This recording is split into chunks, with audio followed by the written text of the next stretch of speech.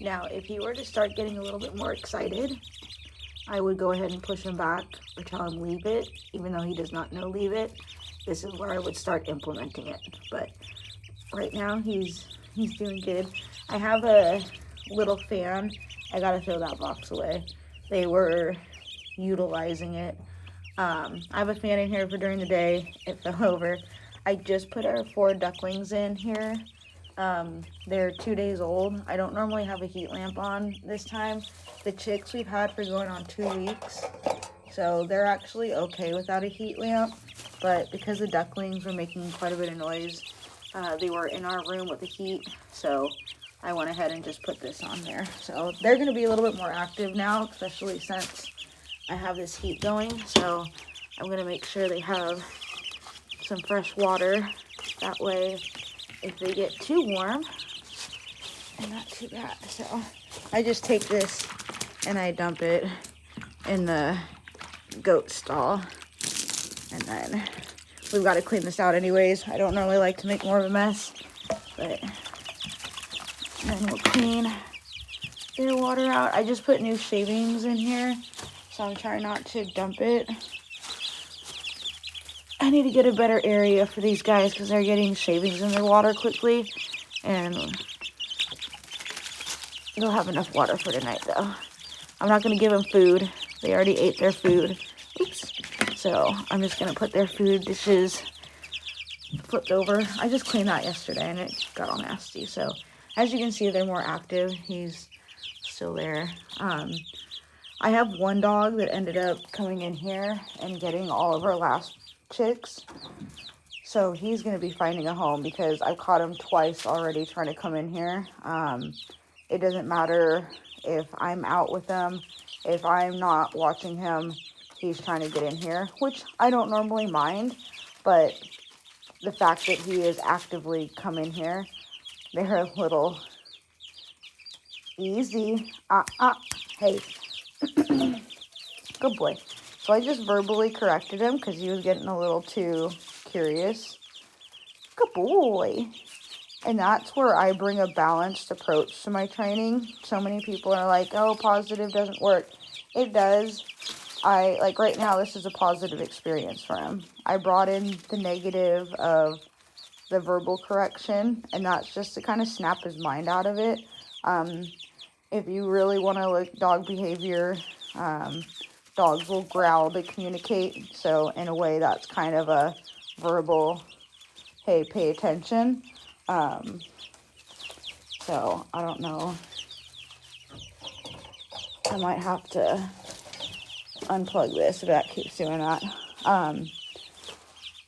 But now he's fine. Now, if that verbal correction scared him or shut him down, then I know next time I'll keep him on a leash. So that way, if he did do something, I have control of him. But because that didn't do anything really as far as scaring him, and it was effective in keeping him from engaging more, then I'm going to allow that as far as interaction. This guy is like, hey, easy, good boy, good boy. And then as he gets older, he's going to go through stages where he's going to think they're toys. So this is where good exposure comes in. Good boy, easy. Yeah. Because he already wanted to chase the big ducks. So the big ducks, he's all about chasing. So I'm trying to get him used to this. So my phone's going to die. I wasn't expecting to record this, but I figure this is a good little training session. I personally, if you were a client, I would have you put your puppy on a leash. But because I've had him for a while and I'm able to verbally have control over him, I don't like the word control, but I have the ability to stop him.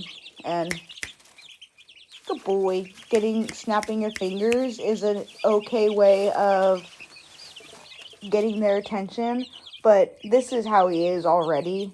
Even when I was feeding the ducks earlier, he just laid there. So this is his personality. This was not because I snapped my fingers. Just for those that are going to say, you snapped your fingers and he blah, blah. No, it's 9:30 at night. He's ready for bed. He's been playing the last 2 hours. I lost track of time. while watching a video with my husband. So he's been playing. He's going to go inside, get the last bit of his dinner. These guys are all right. I have a camera I'm going to set up here, but this will be okay. I'll come check it later on. I usually can't sleep, so they will be all right. I'm going to get something that is better. We've been here for 3 years, and this is what we've always used. We've always used it before. So right here, he got up and was a little quick, easy. And you can also body block. The thing with body blocking is it can start a bit of a tussle with your dog to where they want to fight past that and they're not really learning. So I'm actually just going to go ahead. Let's go. Time to go. I'm just going to guide him out and say, let's go. Good boy. Let's go. Good boy. So I'm just going to tell him it's time to go and just shut the door. That way I don't want to push him anymore because now he's getting excited. Now he's going to be like, oh, hey. So that's where you keep your training short. This was 5 minutes. So next time I know I can either add a little bit more time. Nope. We're going to back up. Back up. You wait.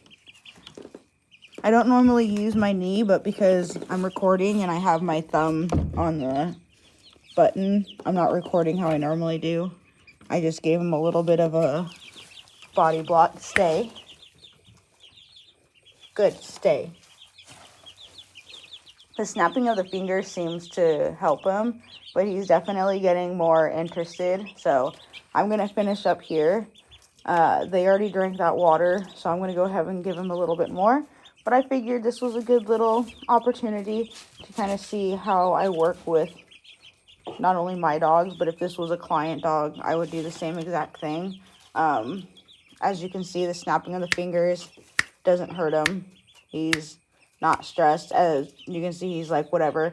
But you don't want to overuse it. So, back. Good boy. And they may respond like they're scared. They're startled. They're like, whoa. Some of that is because they've been so in their mind paying attention to what they want. So their mind is here. Oh, I want to play. Oh, I want to chase. Oh, I want to bite. Oh, I want to do this. Oh, I want to be a puppy. And then when you kind of snap them out of it, it's kind of like they get scared or they get startled as if someone came up to us. And, you know, if you're walking along the street, you see someone and they're like, hey, how are you? And you don't notice them right away. And you're like, whoa. So that's kind of what happens with them. You just have to be careful with it because some puppies and dogs can be very sensitive and that can really be detrimental to them.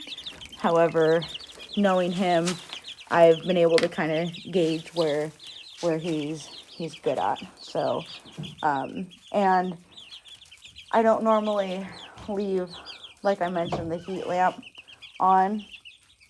So he's definitely more back. Good boy. He's trying to eat all the food, so I'm going to have to go. But like I mentioned, I don't normally have the heat lamp. I'm just going to put it on today so that way I can get them set up in the garage with a more appropriate setup. But I'm going to check on it throughout the night. So I hope this was a little bit helpful as far as kind of how I integrate in a positive yet balanced manner.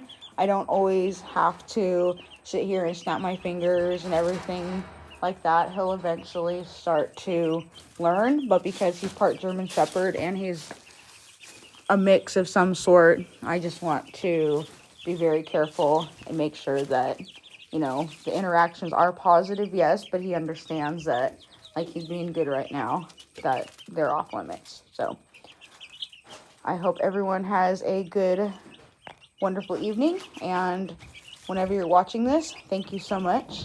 And I hope you all have a good evening or morning whenever you are viewing this. Thanks so much and have a great night. God bless.